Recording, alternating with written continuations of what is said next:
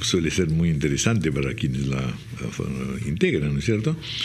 Y siempre también encontrarán que hay este contraste entre que existe mucha violencia o cuando menos una polémica muy intensa y que se suele olvidar contenidos programáticos.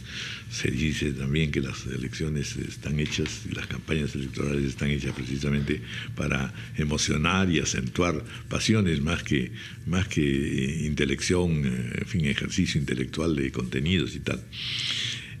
Todo esto lo hemos tenido y lo vamos a seguir teniendo todavía en estos días. ¿Cuál es la misión de un observador externo, digamos? ¿Qué es lo que valora? ¿Cómo lo evalúa? En fin. Bueno, primero, sí, tienes razón. En todos los lugares del mundo, una campaña electoral es una campaña emocional, donde se tocan también temas, pero hay muchas acusaciones. Perú en ese sentido no es aislado, ¿no? Eso ocurre en todos los lugares. Pero para nosotros, como misión de observación electoral de la Unión Europea, es muy importante ver cómo actúan todos, ¿no? Los actores, también instituciones en un país, actores políticos, medios de comunicación, sociedad civil, porque es muy importante tener reglas claras, sin ambigüedades. Es muy importante dar a los ciudadanos la posibilidad de entender lo que pasa, de ver las propuestas de los candidatos, y de toda manera creo que necesito decir que ahora en la segunda vuelta se habla mucho más de temas que antes de la primera vuelta, donde se hablaba solamente de exclusiones y de retiros por una ley que era una ley muy ambigua y todavía lo es. Muy ambigua, con interpretaciones diversas, y nosotros hemos dicho siempre que es muy importante hacer una reforma amplia, no solamente electoral, sino también de los partidos políticos, para fortalecer los partidos políticos. Me di cuenta, por ejemplo, que se estaba hablando de lucha contra la corrupción, contra el narcotráfico, seguridad ciudadana, pero eso no son temas aisladas, ¿no? Para de verdad luchar en estos temas es importante tener una reforma amplia en la sociedad, ¿no? Tener partidos políticos capaces de hacer un análisis, de hacer un diagnóstico, de venir con soluciones, apoyándose en la sociedad civil, en la ciudadanía, por supuesto en los medios. Así que nosotros siempre pedimos que una reforma amplia sea decidida lo más antes posible después de que el nuevo Congreso tome el poder. Claro. En general suele efectivamente señalarse que un motivo de orgullo para el Perú es que sea la cuarta elección democrática. Es decir, a diferencia de varios otros países de la región, nosotros, y pese a que ha habido efectivamente pesimismos y quejas y enfrentamientos, de todas maneras ha prevalecido este principio fundamental que hemos recuperado, la posibilidad de una convivencia democrática, y que hacia allí iremos permanentemente. Podemos enorgullecernos, no obstante las polémicas y las contrariedades. Por supuesto que sí, pero yo pienso que Perú puede más. Para la imagen internacional de Perú, yo creo que es muy importante, de verdad, tener reglas muy claras, demostrar que es una democracia fuerte, funcional, y eso también para la Unión Europea es muy importante, porque esta misión de observación electoral es la tercera por parte de la Unión Europea. Nosotros tenemos un compromiso muy fuerte con Perú, a través también del acuerdo que tenemos, a través de ese acuerdo por visa Schengen, lo que no ocurre con todos los países, pero para la Unión Europea de verdad es muy importante que Perú sea un país fuerte y democrático, y como digo, la imagen internacional de Perú ganará mucho más con eso. Y a mí me gustó mucho que antes de la primera vuelta todos los candidatos se han comprometido a trabajar en ese tipo de reforma para transparentar todo lo que pasa en la vida política, ¿no? Financiamiento de partidos, financiamientos de campañas. Yo creo que todos tenemos un interés hacer seguro que dinero oscuro, dinero sucio no penetran en la vida política de un país.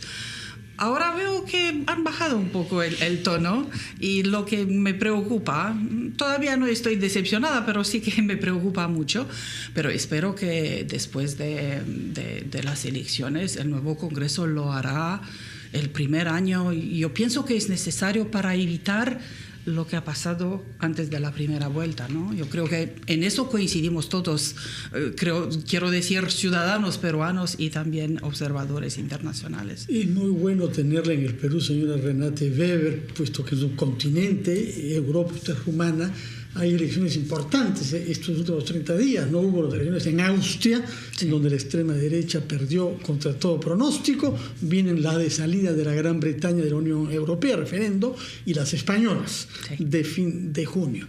Usted estuvo ya acá durante varias semanas para la primera vuelta, al cabo de la cual publicaron un informe oficial criticando efectivamente que se hubiese cambiado la ley a última hora, sí, y que esto hubiese conducido a la separación de varios candidatos faltando pocas semanas para el voto.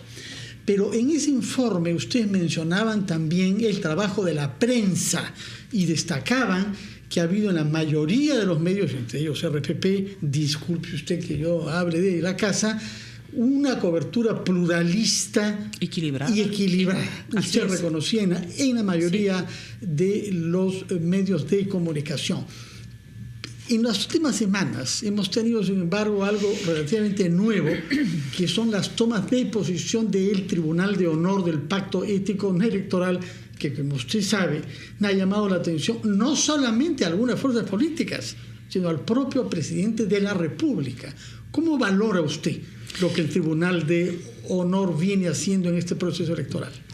Lo vamos a decir también en la declaración preliminar el 6 de junio y después en el informe final que presentaremos en julio, porque todavía estamos siguiendo lo que pasa en el país. Pero sí, cada día tenemos un equipo bastante grande que mira todo lo que pasa en los medios de comunicaciones en el país. Y sí, es verdad. Nosotros hemos dicho, y es la verdad, que la prensa en Perú presentó de una manera mucho más equilibrada de que piensa unos periodistas en el país, y espero que así seguirá.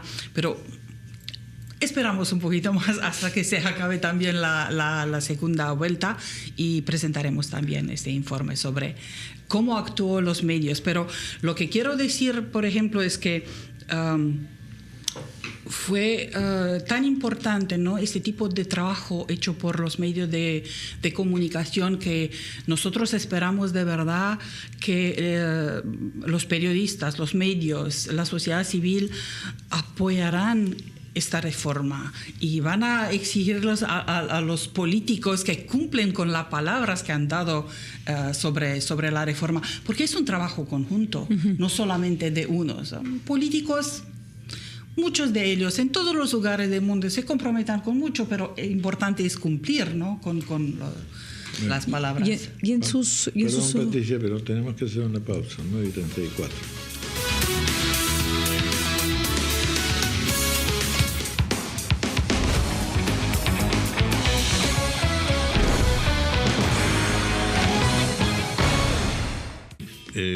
Quedó pendiente la pregunta de Patricia. Sí, yo tenía una curiosidad y era a raíz de todas las observaciones que usted ha hecho electorales en distintos lugares del mundo.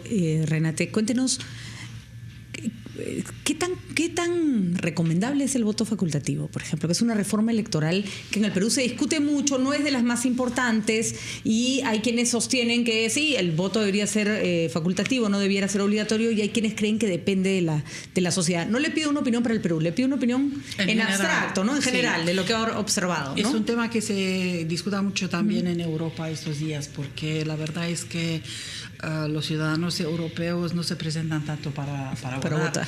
Tenemos un país, Bélgica, donde el voto es obligatorio y donde normalmente 80% sí se presenta para votar. También hay sanciones si la gente no se presenta, pero en el resto de Europa el voto es facultativo.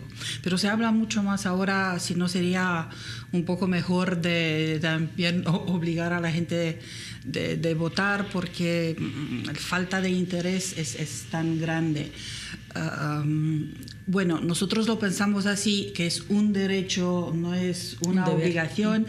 En ese sentido, también la Convención Europea de Derechos Humanos es diferente de la Convención Interamericana, porque aquí se habla de verdad del voto. Y yo creo que cada país lo tiene que evaluar. Lo tiene que evaluar. Quizá también en unos países de Europa, al menos por un tiempo, las cosas se podrían hacer de una manera diferente. ¿Y ahí donde hay voto obligatorio, el interés por la política es mayor o no necesariamente? Porque sí me queda claro que donde hay voto facultativo puede haber una población muy desinteresada, ¿no es cierto? Es más interés. ¿Sabes por qué? Porque la gente piensa, bueno, de toda manera me voy a presentar a votar. Al menos que sea un voto útil, que sea un voto informado, y no votar en blanco o anular el voto. Y en ese sentido sí, un poco más. Bueno, el mundo anda revuelto.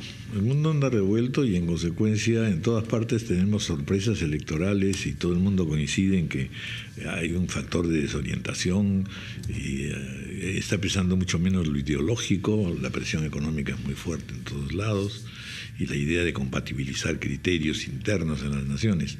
Todo esto viene para preguntarle que en situaciones como las que vive Europa y las que se dan en América Latina, nos estamos aproximando más o menos a un mismo carácter polémico en las elecciones, ¿o no vale esta comparación? Bueno, la política creo yo que es así en todo el mundo, no solamente Europa y América Latina, pero sí que yo veo más similitudes con América Latina. Bueno, yo siempre he apoyado las relaciones entre la Unión Europea y América Latina. Creo que hay tantas cosas que tenemos en común y que podemos de verdad seguir en ese camino y fortalecer estas relaciones. Y por supuesto con todo lo que tiene que ver en la política, ¿no? con España y también Portugal y Italia, está más cerca también para los latinoamericanos, y por eso no me sorprende tanto. Pero en Europa, créame, también en varios países cambia el discurso de un día al otro. Sí, decisiones tomadas un día, ves que en 6 meses ya no están más. Así que yo creo que la correctitud, la honestidad y la correctitud en la política es sumamente importante en todo el mundo. La flexibilidad de criterios también. Yo insistiría más en el tipo de control que la ciudadanía puede hacer. Por eso es importante tener instituciones fuertes que investiguen si hay cosas a investigar, instituciones fuertes y neutrales, ¿no? Independencia, de autonomía de las instituciones es fundamental. Hay una particularidad en el voto peruano que es el voto preferencial. Creo que esto no se conoce en ninguno de los países, en ninguno de los 28 países de la Unión Europea. Se conoce. Y ustedes han tenido que analizar el dato. ¿Dónde hay voto preferencial en Europa? Hay en varios lugares. Hay también, por ejemplo, en Irlanda, hay en Estonia, hay en otros países también. Siempre con el voto preferencial es un problema. De un lado es bueno porque los ciudadanos pueden elegir a la persona en que confíen más. Se siente con más poder de actuación. Sí, pero al mismo tiempo se trata de la pelea interna en un partido, ¿no? Entre candidatos. Y eso no es tan bueno para la democracia de un partido y para fortalecer un partido político. Nosotros vamos a hablar también del voto preferencial y pensamos que hay otras formas de fortalecer los partidos. Puedes tener, por ejemplo, unas primarias, ¿no? La lista no debe ser la decisión arbitraria de un presidente de un partido, no. Hay posibilidades de elegir entre los candidatos del mismo partido, pero no dejar todo en los ciudadanos y en las peleas durante una campaña que se pelea entre ellos y no con los adversarios. Bueno, muy bien. Muchas gracias, señora. Muchas gracias a ustedes por haber estado con nosotros. Vamos a hacer una pausa, 9:46.